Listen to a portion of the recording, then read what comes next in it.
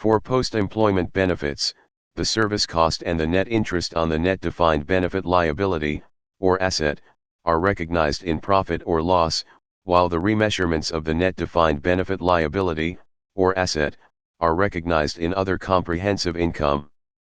For other long-term employee benefits, how are the components of defined benefit cost accounted for? We listen to Jennifer. Other long-term employee benefits are accounted for under a simplified method, such that unless a suitable proportion thereof is included in the cost of an asset, the components of defined benefit cost are recognized in profit or loss, and measured at the net total of these items. The sum of the current service cost, the past service cost, and any settlement gain or loss. The change during the reporting period in the net defined benefit liability, or asset, resulting from the passage of time. And the sum of the actuarial gains and losses, the return on plan assets, and any change in the effect of the asset ceiling, except those included in net interest on the net defined benefit liability, or asset. Note that because other long-term employee benefits are usually lower, in degree of uncertainty, than post-employment benefits, remeasurements of the net defined benefit liability, or asset, are recognized in profit or loss, rather than in other comprehensive income.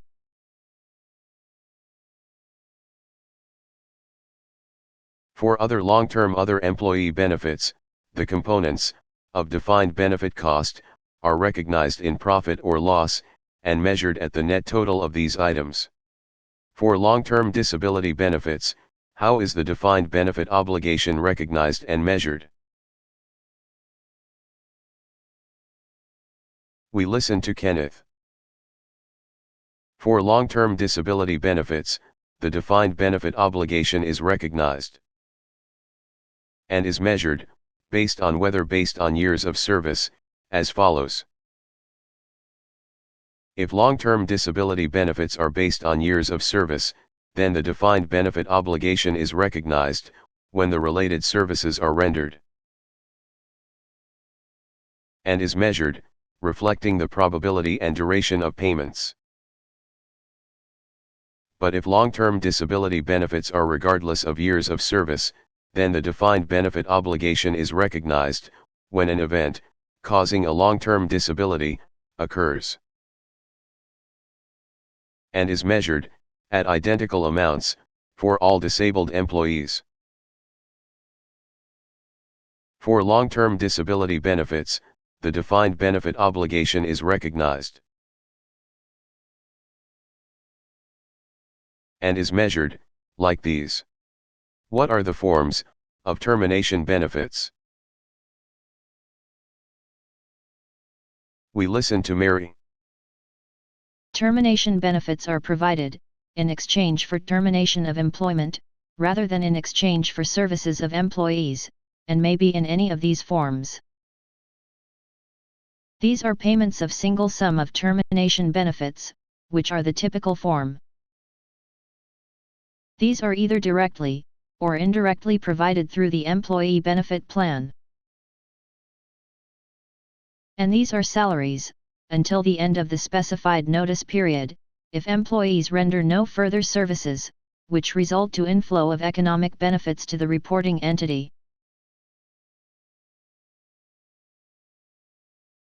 Termination benefits may be in any of these forms. What are the indicators that employee benefits are provided in exchange for services of employees, rather than in exchange for termination of employment? We listen to Matthew. Indicators that employee benefits are provided in exchange for services of employees, rather than in exchange for termination of employment, include these situations. Employee benefits, which are conditional on future services of employees, including benefits that increase as further services are rendered, and benefits that are provided as stay bonuses.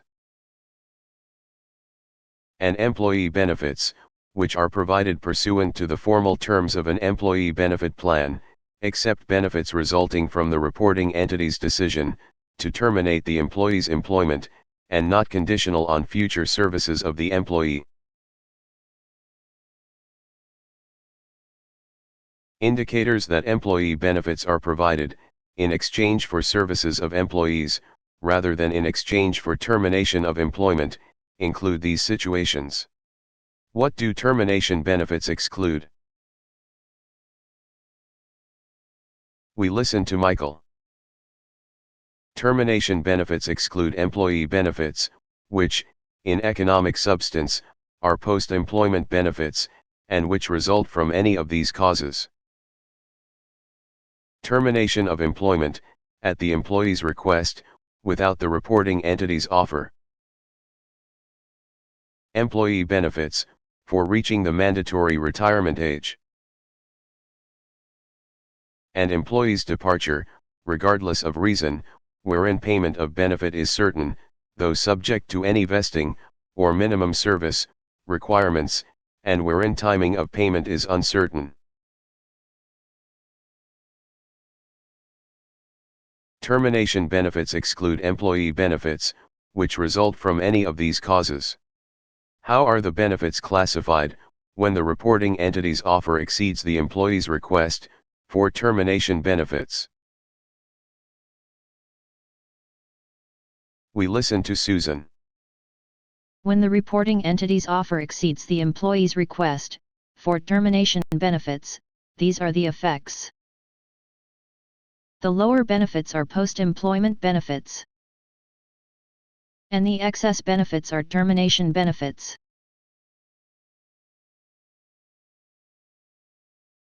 When the reporting entity's offer exceeds the employee's request for termination benefits, these are the effects. When are termination benefits recognized as expense and liability? We listen to Jennifer. Termination benefits are recognized as expense and liability at the earlier of these dates. The date when the reporting entity's offer of those benefits ceases to be withdrawable, or the date when a provision for restructuring costs, including termination benefits, is recognized. Note that when termination benefits are recognized, plan amendment or curtailment of other employee benefits may also need to be accounted for. Termination benefits are recognized as expense and liability at the earlier of these dates. When does the reporting entity's offer of termination benefits cease to be withdrawable? We listen to Kenneth. For termination resulting from the reporting entity's decision to terminate the employee's employment before normal retirement date, the offer of termination benefits ceases to be withdrawable when the reporting entity communicates to affected employees a termination plan which conforms to these criteria. Actions to complete the plan indicate that significant changes thereto will be unlikely. The plan identifies the expected completion date, and the number, not names, job classifications or functions, and locations of employees to be terminated. And the plan is sufficiently detailed to determine the type and amount of benefits receivable by employees to be terminated. For termination resulting from the reporting entity's decision to terminate the employee's employment before normal retirement date, the offer of termination benefits ceases to be withdrawable when the reporting entity communicates to affected employees a termination plan which conforms to these criteria. For termination resulting from the employee's decision to accept the reporting entity's offer of benefits in exchange for termination of employment, when does the offer of termination benefits cease to be withdrawable? We listen to Mary. For termination resulting from the employee's decision to accept the reporting entity's offer of benefits in exchange for termination of employment, the offer of termination benefits ceases to be withdrawable at the earlier of these dates. The date when the employee accepts the offer, or the date when the reporting entity's ability to withdraw the offer becomes restricted, which is the offer date, if the restriction existed on that date.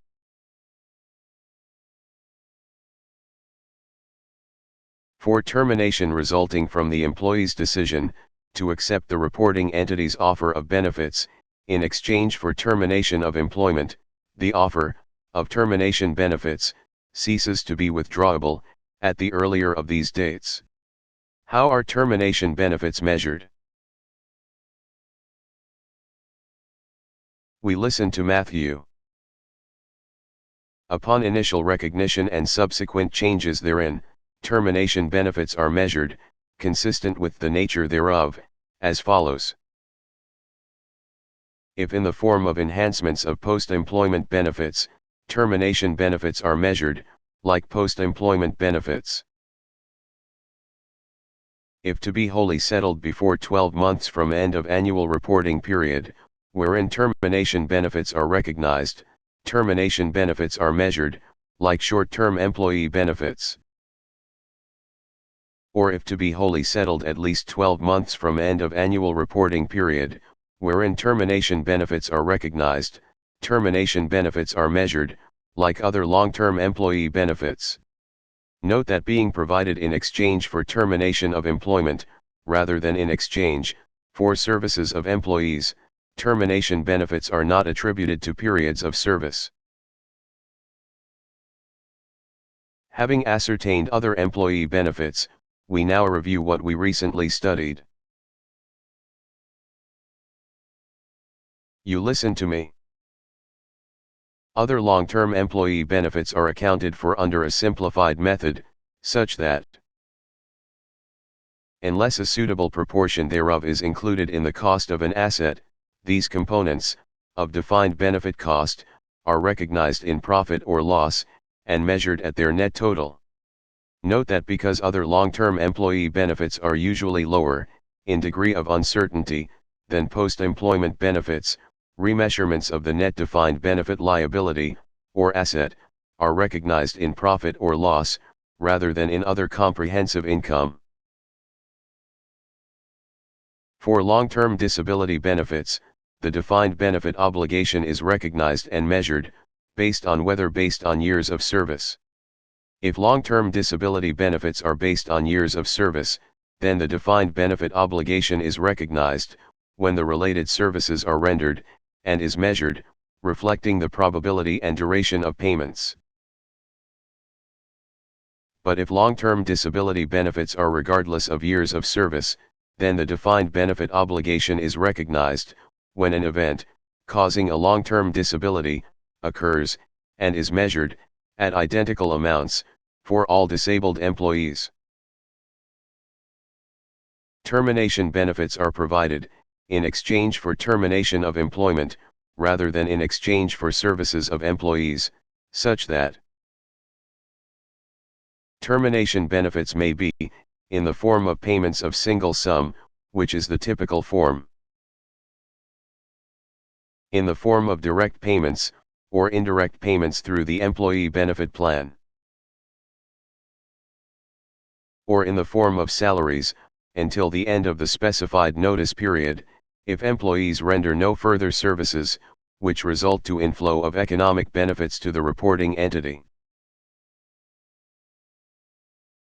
When the reporting entity's offer exceeds the employee's request for termination benefits, the lower benefits are post-employment benefits, and the excess benefits are termination benefits. Termination benefits are recognized as expense and liability, at the earlier of the date when the reporting entity's offer of those benefits ceases to be withdrawable, or the date when a provision for restructuring costs, including termination benefits, is recognized.